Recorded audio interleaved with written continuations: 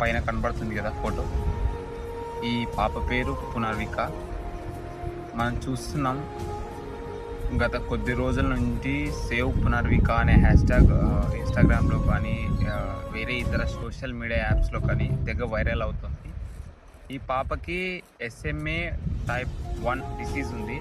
అంటే దీనికి ఈ డిసీజ్కి చాలా ట్రీట్మెంట్ చేయించాలి. అంతేకాకుండా చాలా డబ్బులు ఖర్చు అవుతాయి. ఒక్క ఇంజెక్షన్ కాస్ట్ 16 crores అనమాట. 16 కోట్లు అయితే ఒక ఇంజెక్షన్ అయితే వస్తుంది. వీళ్ళంతా కలిసి సోషల్ మీడియా వాళ్ళు, తర్వాత పెద్ద పెద్ద వ్యాపారస్తులు, చాలామంది పేదవాళ్ళు, చిన్నపిల్లలు, అలా అందరూ కలిసి డొనేట్ చేశారు.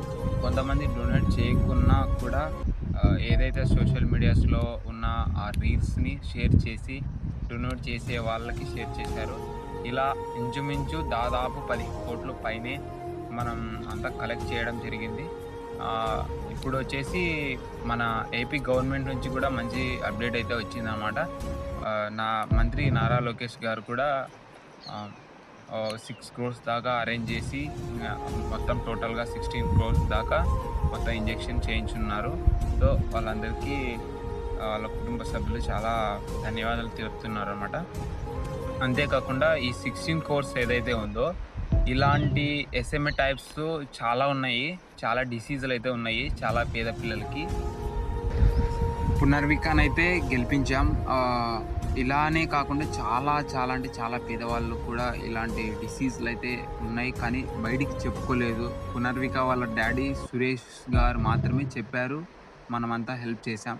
ఇలా చెప్పుకోలేని వాళ్ళు చాలామంది ఉన్నారు. వీళ్ళందరికీ కూడా మనం పేదవాళ్ళు ఏది చేయలేము, ఎంతనే చేస్తాం చెప్పండి. కాకపోతే ఇది గవర్నమెంట్ దృష్టికి వెళ్ళి వాళ్ళు సపరేట్ ఫండ్స్ను రైజ్ చేసి వాళ్ళు కొంత బడ్జెట్ని ఇలాంటి రేర్ డిసీజెస్కి, తర్వాత కాస్టబుల్ డిసీజెస్కి కేటాయిస్తే పేద పిల్లల ప్రాణాలు కాపాడాల్సిన బాధ్యత గవర్నమెంట్ నుండి ఉంది. కాబట్టి వాళ్ళు ఖచ్చితంగా అంటే ఈ పని చేయాలని మనం అందరూ కోరుకుందాం. పునర్వికకు డొనేట్ చేసిన ప్రతి ఒక్కరికి చాలా ధన్యవాదాలండి. ఎందుకంటే మనం డొనేట్ చేసింది కేవలం డబ్బులు మాత్రమే కాదండి, ఆమె యొక్క ప్రాణాలు.